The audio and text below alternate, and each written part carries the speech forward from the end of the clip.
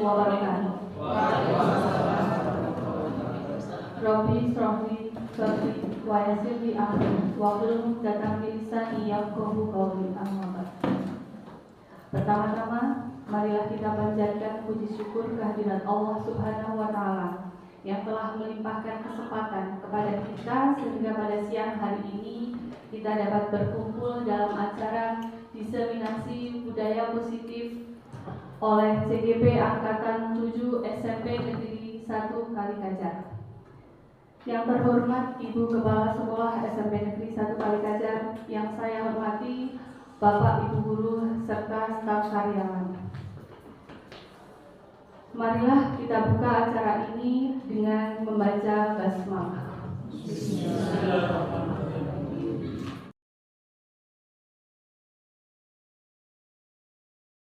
Suatu halangan sampai dengan selesai. Amin. Acara yang kedua, menyanyikan lagu Indonesia Raya. Kepada Bapak Ibu dipersilakan untuk berdiri. Kepada Ibu Ayu untuk memandu.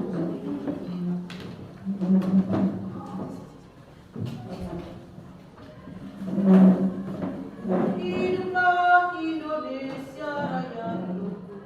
Indonesia tanah airku, tanah tumpah darahku.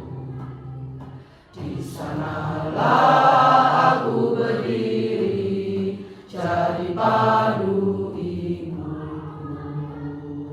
Indonesia kebangsaanku, bangsa dan tanah airku. Marilah kita berseru, Indonesia bersatu.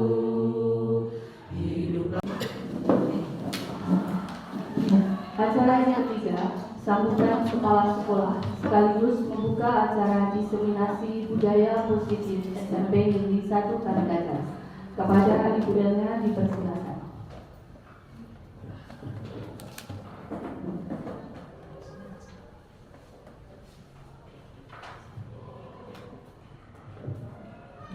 Bismillahirrahmanirrahim. Assalamualaikum warahmatullahi wabarakatuh. Alhamdulillah wa syukurillah wa la haula wa la quwata illa billah. Rabbi shrah li sadri wa yassir li amri wahlul 'uqdatam min lisani yafqahu qawli. Yang saya hormati Bapak Ibu Guru SMP Negeri 1 Kalikajar, pada hari ini patut kita bersyukur karena kita masih diberikan kesehatan dan juga kesempatan untuk mengikuti diseminasi budaya positif dari teman-teman kita. Bapak Ibu sekalian, sampailah di acara inti yaitu pemaparan dan tanya jawab oleh Bapak Muadzin SPDI. Kepada beliau dipersilahkan.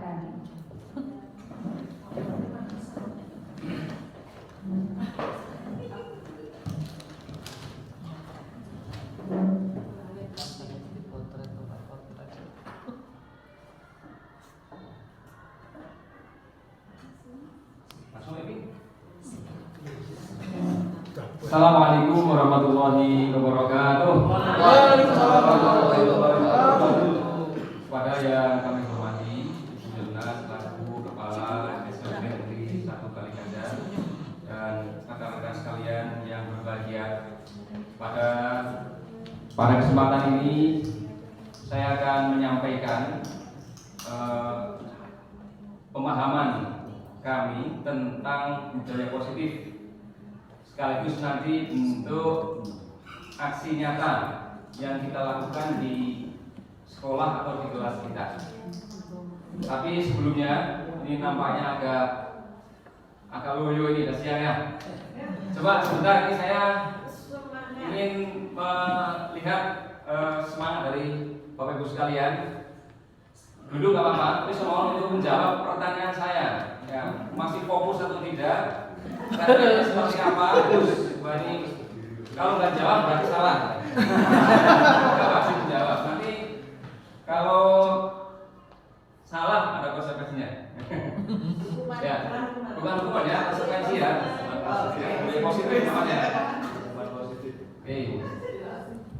Kalau saya bilang menjawab ya, apabila saya bilang ini 1, yang ini 2, perhatikan, ini 1, yang ini 2, kalau yang ini 3, yang ini 1, kalau yang ini 2, maaf, yang ini 1, yang ini 2, kalau yang ini 3. Baik, perhatikan ya, tangan saya perhatikan betul ya, dengan baik, jangan sampai salah melihat.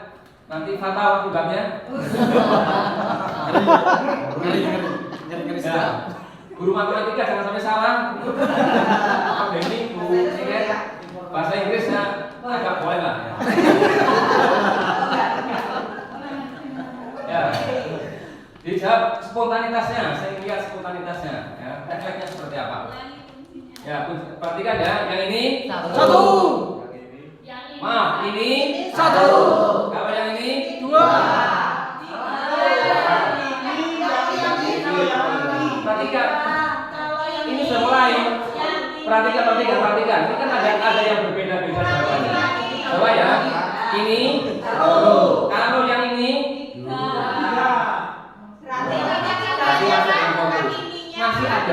Masih ada yang belum jawab. Jawab.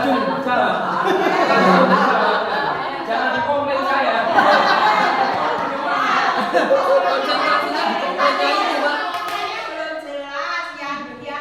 Yang ditimpa itu ucapannya Pak Presiden apa ininya? Kalau saya bilang ini 1, yang ini 2, kalau yang ini 3. Coba langsung ya. Ini 1. Kalau yang ini 3. Nah, ada yang belum jawab. Ya. Ini ada yang belum fokus. Ya. Saya bilang yang ini 1. Ini 1. Ini 1. Kalau yang ini 3. Yang ini 2. Jadi 2. Saya bilang ini kuncinya. Ya, terima kasih tepuk tangan untuk semuanya.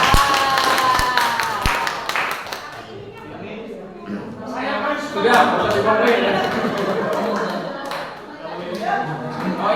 Coba untuk menyegarkan saja.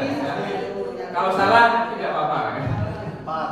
Baik, saya akan menyampaikan tentang budaya positif sebagai tugas untuk menyampaikan pemahaman kami dalam program Salon Guru Penggerak.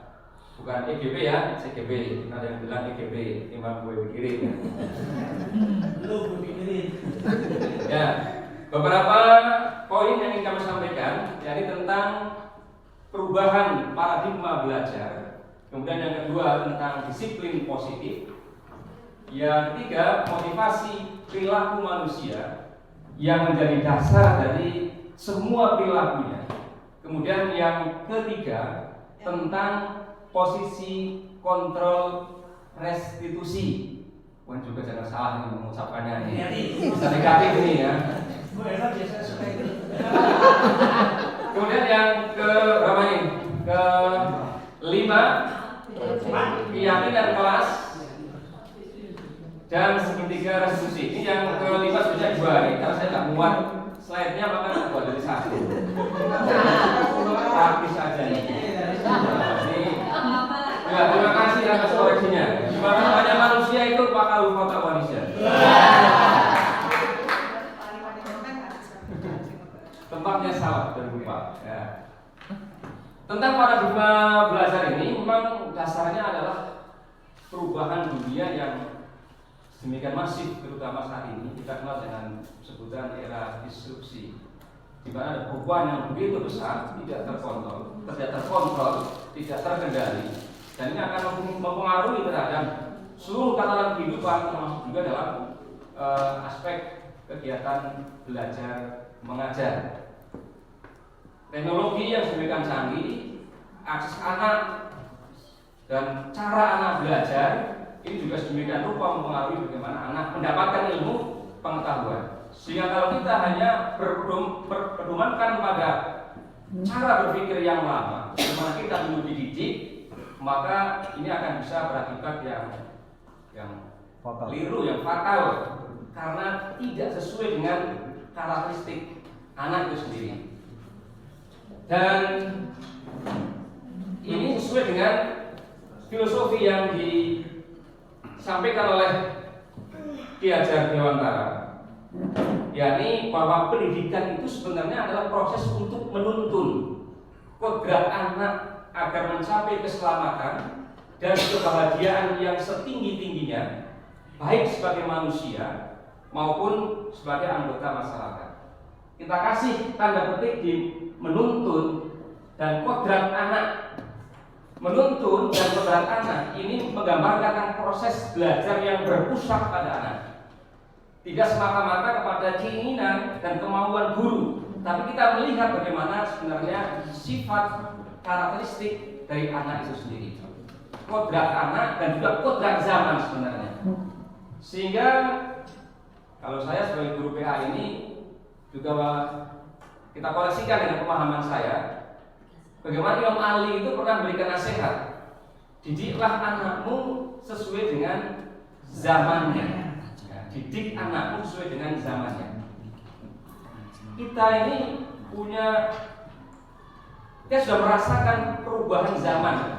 Dari kita dulu bagaimana belajar dan bermainnya, dan dulu kita nggak mengenal teknologi HP, internet, apalagi sekarang anak sudah familiar dengan itu. Maka ini proses berpikir atau proses paradigma kerangka berpikir dalam pembelajaran ini difokuskan pada bagaimana peserta didik itu belajar memiliki karakteristik. Jadi perubahan paradigma belajar yang menjadi dasar pola kita dalam pendidikan adalah pembelajaran yang berpusat pada murid dan pendidikan anak yang berhubungan dengan kodrat alam dan kodrat zaman. Tentang disiplin positif, ini tidak lepas dari bagaimana pembentukan lingkungan positif. Ya, lingkungan positif, di mana pembelajaran kalau kita mengacu pada dasar, ya, jadi landasannya kalau dalam bahasa kamu itu dalil. Ya.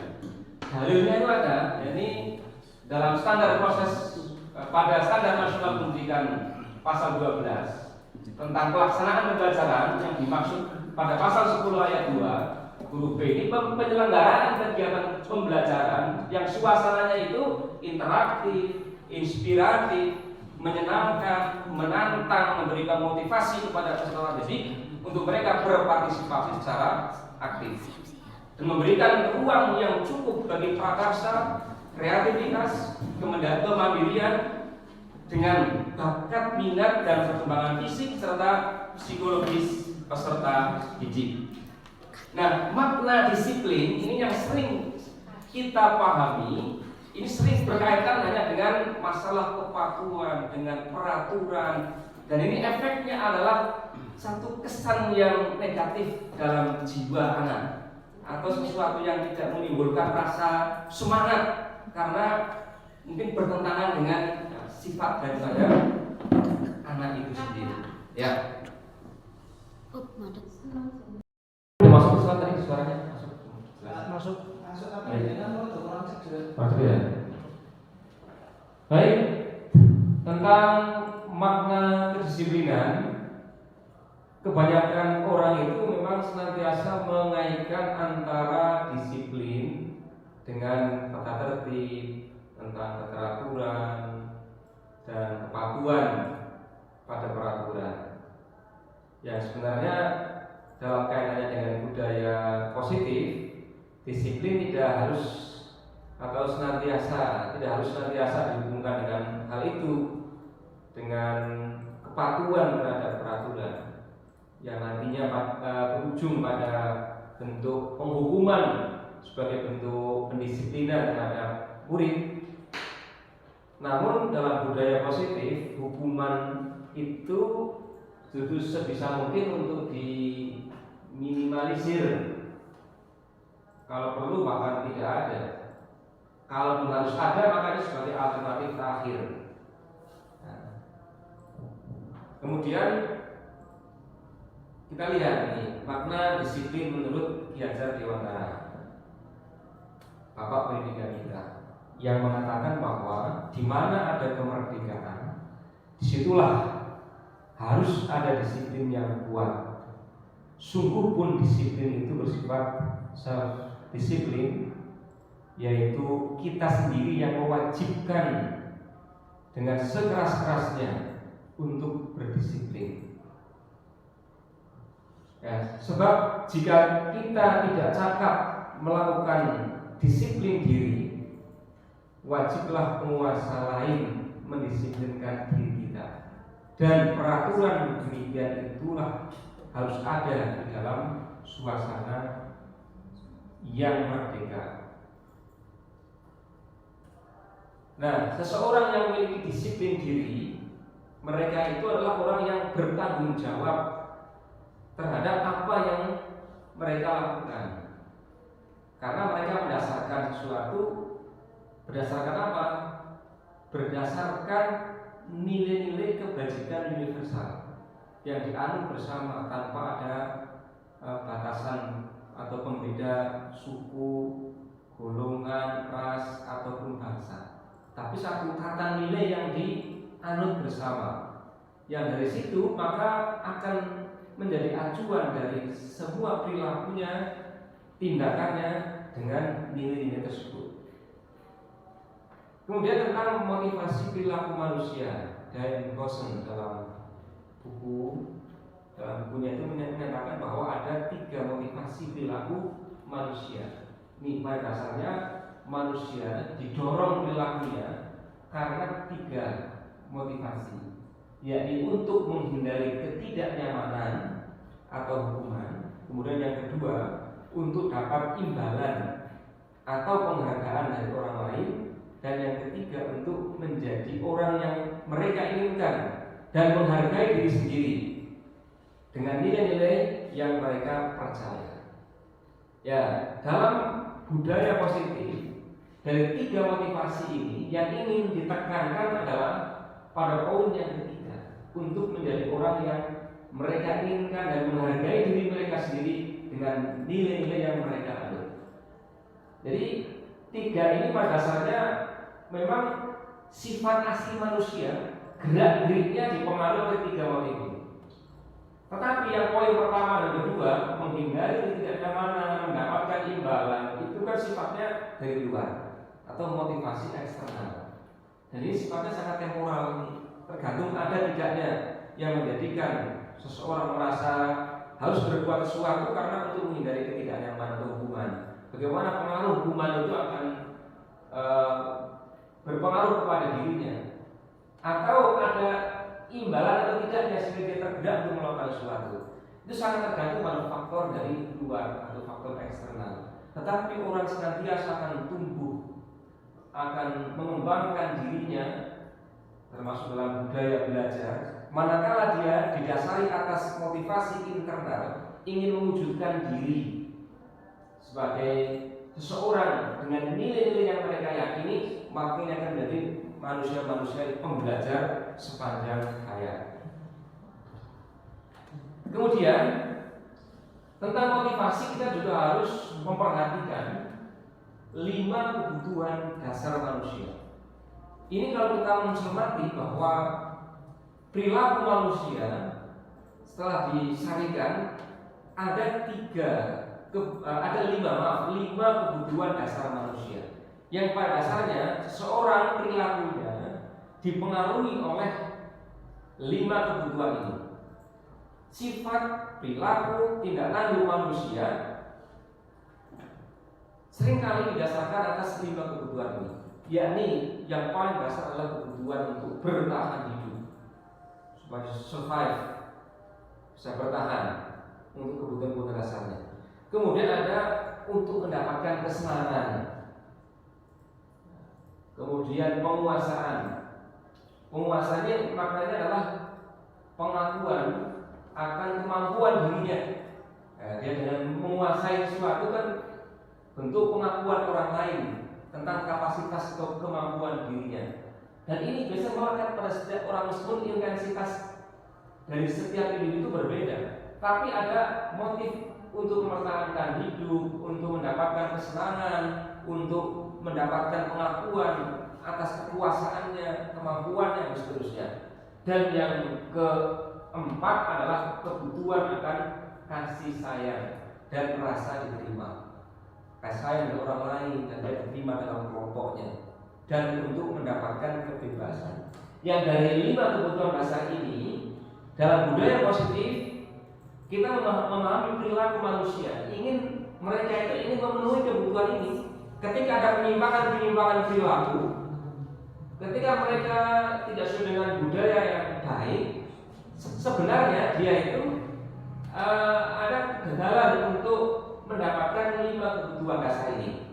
Sehingga dalam menangani persoalan perilaku negatif, kita perlu mencermati sebenarnya kebutuhan dasar dari anak tersebut apa yang ingin dipenuhi, yang dengannya kita akan mengarahkan, menuntun anak untuk bisa mendapatkan kebutuhan dasarnya dengan cara yang baik, bukan menghalalkan segala cara, tapi dengan cara yang baik, tetapi terpenuhi kebutuhan dasar dari dirinya itu.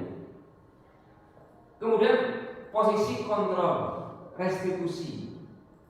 Ini satu teori kontrol, bahwa ini ada miskonsepsi, ada kesalahpahaman yang umum terjadi bahwa guru itu dianggap bisa mengontrol murid. Kemudian yang kedua, semua penguatan positif itu dianggap efektif dan bermanfaat. Yang ketiga, kritik dan membuat orang merasa bersalah itu dapat menguatkan karakter. Dan yang keempat, orang dewasa memiliki hak untuk memaksa. Ini adalah kesalahan konsepsi umum. Kadang memang kita sebagai guru itu merasa punya kemampuan, kewenangan untuk mengontrol perilaku murid. Padahal sebenarnya orang mungkin bisa, atau anak mungkin bisa mengikuti apa yang kita maui, yang kita inginkan pada saat tertentu. Karena merasa apa? Merasa tidak aman dengan diri kita, merasa takut dihukum, takut disalahkan, sehingga menuruti keinginan kita. Walaupun kita menganggap bahwa kita mampu mengontrol murid, tapi perlu kita sadari bahwa itu ada sifatnya sangat sementara. Karena ada kehadiran kita. Bagaimana ketika anak tidak ada guru, tidak ada orang yang mengontrol dirinya, maka itu akan buyar. Kemudian yang kedua, semua penguatan positif itu dianggap efektif dan bermanfaat. Nah, ini juga konsepsi yang keliru untuk penumbuhan budaya positif. Mengapa? Karena perilaku murid ketika hanya didasarkan pada penguatan positif, misalnya dengan diberi reward, diberi hadiah, maka dia akan tergantung kepada pemberian hadiah itu. Maka tidak ada sesuatu yang menarik dirinya untuk berperilaku, maka perilaku yang positif, maka itu tidak akan ada gerak sama sekali, karena tidak ada faktor yang menjadikan dia merasa membutuhkan. Nah, seperti tadi dalam bentuk hadiah. Kemudian kritik dan membuat orang bersalah, ini juga sifat bukan menjadikan anak tumbuh jiwanya yang positif secara permanen. Ini sifatnya sangat sementara dan motivasi dari luar. Nah, posisi kontrol itu ada 5.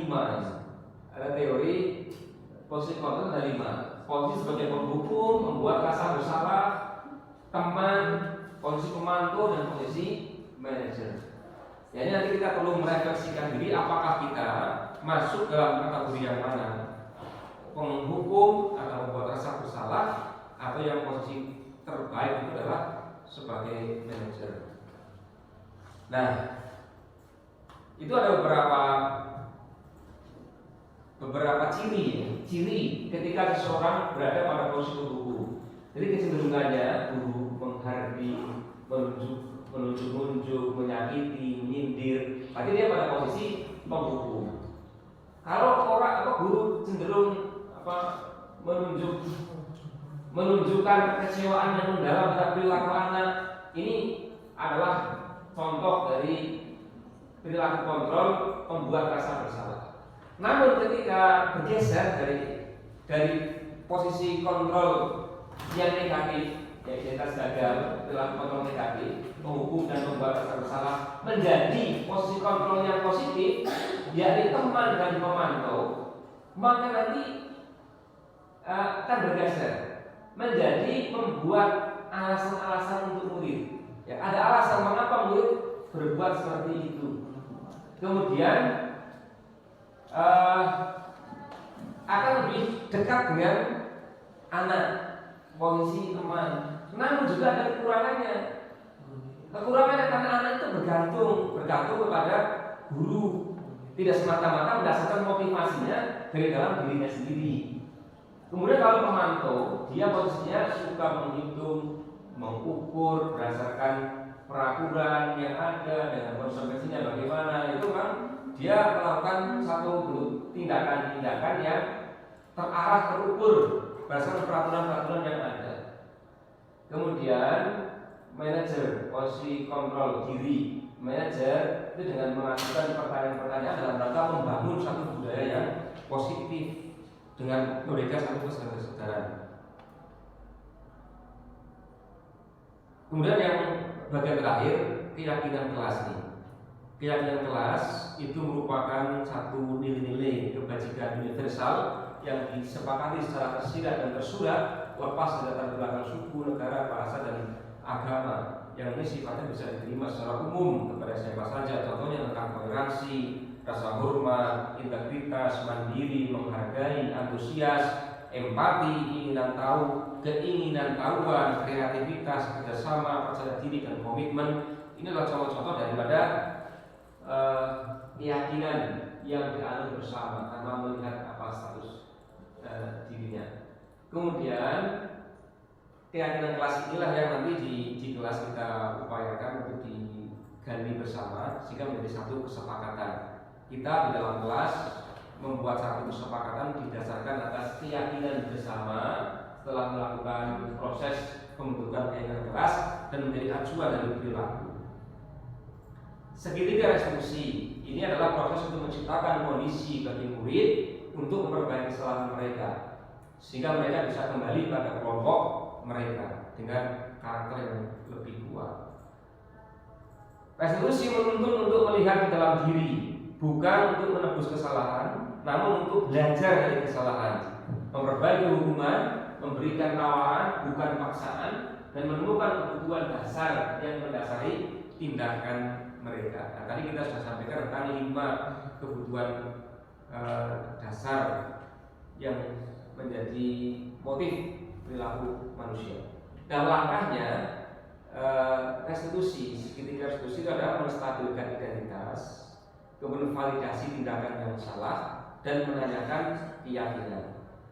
Kita semua melakukan hal yang terbaik yang bisa kita lakukan. Ini yang akan didialogkan dengan anak, bahwa pada dasarnya anak itu melakukan tindakan menurut apa yang mereka itu anggap terbaik. Kemudian pasti mereka memiliki alasan untuk validasi tindakan. Ya, alasannya apa? Sehingga nanti kita bisa mengarahkan dari alasan mereka untuk diarahkan kepada sikap yang lebih positif. Kemudian kita akan memberikan penguatan dengan menanyakan keyakinan bahwa kita semua memiliki motivasi internal. Itu pada akhirnya yang dikehendaki dari proses segitiga restitusi. Jadi ketika terjadi satu bentuk pelanggaran, ketidakdisiplinan, maka tidak serta-merta melakukan penghakiman dan vonis, tetapi ada proses dari dialog menggali sebenarnya akar masalahnya apa, kemudian nanti diarahkan kepada tindakan yang semestinya benar berdasarkan atas keyakinan yang telah dibentuk. Nah, inilah beberapa konsep yang kita pahami dari budaya positif. Selanjutnya kita lihat proses yang kita lakukan di kelas dalam bentukan keyakinan kelas yang telah kita buat.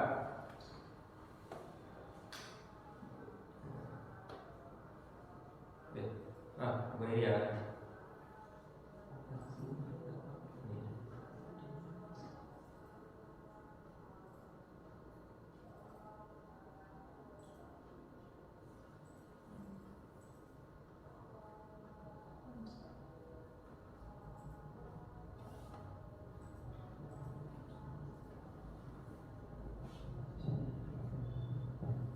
Ya.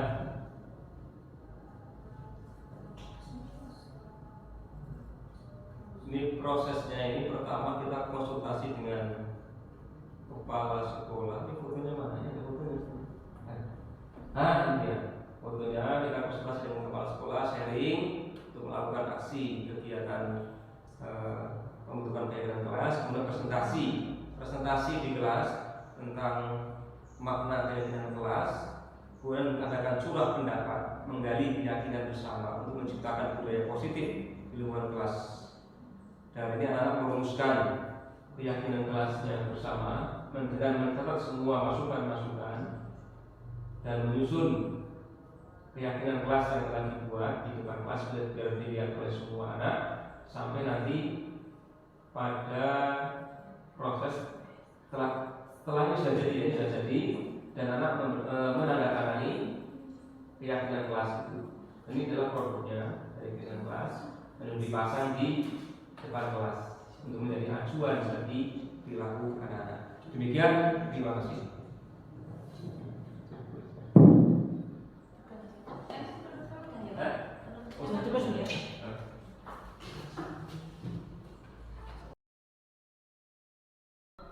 Sebelumnya ada yang mau bertanya?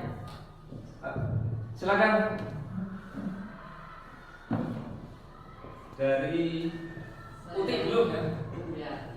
Ya, terima kasih waktu yang diberikan kepada saya.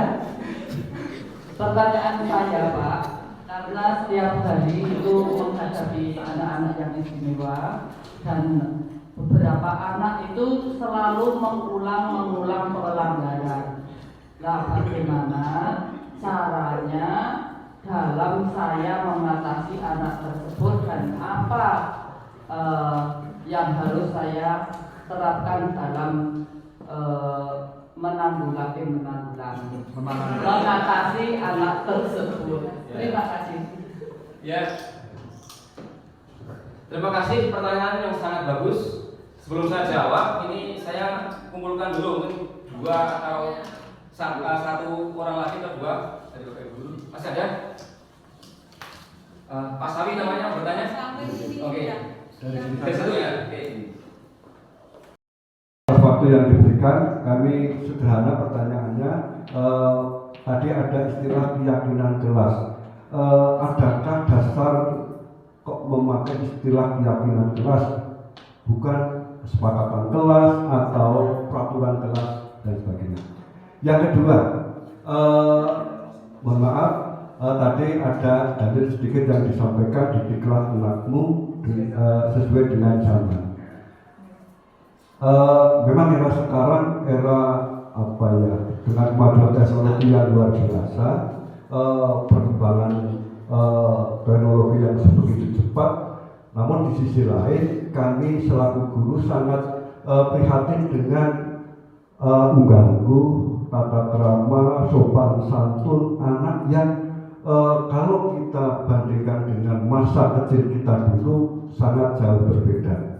Apakah hal-hal yang dulu kita diajari oleh orang tua kita, ketika kita jalan ada orang tua lewat kita merunduk, kemudian kita kepada orang tua boso dan sebagainya, itu menurut kami positif. Tetapi anak-anak sekarang jauh dari itu. Bagaimana kita menyikapi itu terkait dengan tadi dalil yang disampaikan, didiklah anakmu dengan sesuai dengan zamannya. Terima kasih. Assalamualaikum warahmatullahi wabarakatuh. Terima kasih. Pertanyaan yang baik dan berat dari Pak Salim. Ya, nanti kita coba untuk menanggapi. Masih ada satu lagi? Pak Budi barangkali? Ya, terima kasih atas pertanyaan yang baik sekali dari Ibu Kuswati tadi terkait dengan bagaimana jika anak yang sudah dilakukan berbagai upaya tapi masih terus melanggar. Jadi dengan kita melakukan satu tindakan restitusi tapi ternyata anak masih melakukan pelanggaran yang sifatnya mungkin berulang, maka dalam hal ini memang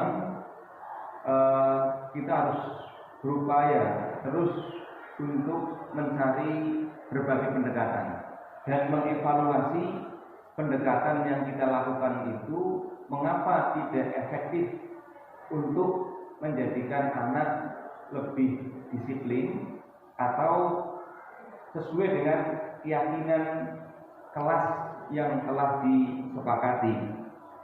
Jadi pertama kita perlu melakukan satu refleksi terhadap apa yang telah kita lakukan sebagai evaluasi juga, sambil terus mencari alternatif tindakan-tindakan yang lain, termasuk juga dengan melakukan kerjasama dengan pihak lain seperti psikolog dan keluarga, terutama keluarga, komunikasi dengan keluarga untuk mengetahui latar belakang, kebiasaan, dan mungkin pendekatan yang lebih efektif dilakukan kepada anak tersebut. Saya kira sementara begitu jawaban yang bisa kami sampaikan. Oh iya, terima kasih atas Kemudian jawabannya. tadi dari Pak Sawin yang menanyakan tentang mengapa disebut dengan keyakinan kelas, tidak peraturan kelas, kesepakatan kelas, tertib kelas atau yang lainnya. Ya, ini memang telah kita sampaikan konsep keyakinan kelas ini didasarkan atas satu nilai-nilai yang sifatnya universal yang disepakati bersama. Secara alamiah itu disepakati. Lepas dari latar belakang suku, negara, bahasa maupun agama, seperti nilai-nilai toleransi, rasa hormat, mandiri, menghargai. Ini secara naluri kan anak-anak, setiap orang sebenarnya punya nilai yang sama. Nah, mengapa disebut dengan keyakinan nggak peraturan? Tujuannya adalah supaya ini berangkatnya dari motivasi internal, dari dalam diri anak itu sendiri. Maka disebut dengan keyakinan. Kalau dikatakan dengan peraturan atau kesepakatan, tata tertib, itu kesannya bahwa itu dari pihak luar, bukan dari dalam dirinya sendiri yang menggerakkan. Maka yang dikehendaki dari konsep ini adalah satu bentuk kedisiplinan budaya positif yang tumbuh dari dalam diri sendiri, sehingga nantinya akan berkesinambungan. Ada atau tidak ada kontrol dari luar, maka anak akan tetap membiasakan diri dengan budaya-budaya yang positif. Kemudian pertanyaan mengenai kaitannya dengan kodrat alam, kodrat zaman, di mana pendidikan harus berkaitan dengan kodrat zaman maupun kodrat anak itu sendiri. Dan tadi Pak Salim menanyakan apakah masih bersesuaian konsep-konsep tentang unggah-ungguh, rasa menghormati yang ada dalam budaya kita, budaya Jawa misalnya. Saya kira itu masih tetap relevan untuk senantiasa diterapkan dalam konsep pendidikan kita pada hari ini juga. Meskipun kemajuan teknologi dan campuran bauran antar budaya ini sudah semakin melekat tanpa ada batasan, namun budaya-budaya dari budaya positif, budaya lokal kita yang baik itu harus senantiasa kita kembangkan. Maka menurut saya apa yang tadi disampaikan oleh Pak Sawin tentang apakah unggah-ungguh tata krama yang menjadi tradisi atau budaya kita masih relevan, saya sampaikan itu masih relevan untuk senantiasa diterapkan. Agar apa? Agar tidak tercerabut. Dan juga memang konsep pendidikan KHD, di samping kita menyerap konsep pemikiran dan model-model pendidikan dari luar, tapi senantiasa memperhatikan apa yang kita miliki dari budaya dan kearifan lokal kita. Demikian Pak Salim yang bisa kami sampaikan. Terima kasih. Secara alamiah itu disepakati. Lepas dari latar belakang suku, negara, bahasa maupun agama, seperti nilai-nilai toleransi, rasa hormat, mandiri, menghargai. Ini secara naluri kan anak-anak, setiap orang sebenarnya punya nilai yang sama. Nah, mengapa disebut dengan keyakinan nggak peraturan? Tujuannya adalah supaya ini berangkat. Demikian yang bisa kami sampaikan tentang pemahaman budaya positif dan juga aksi nyata kita di kelas. Bagaimana penerapan keyakinan kelas tentang kesepakatan yang didasarkan atas keyakinan kelas telah kita praktekkan dan bagaimana dampaknya telah kami sampaikan. Mudah-mudahan memberikan manfaat kepada kita semuanya. Saya tutup presentasi saya dengan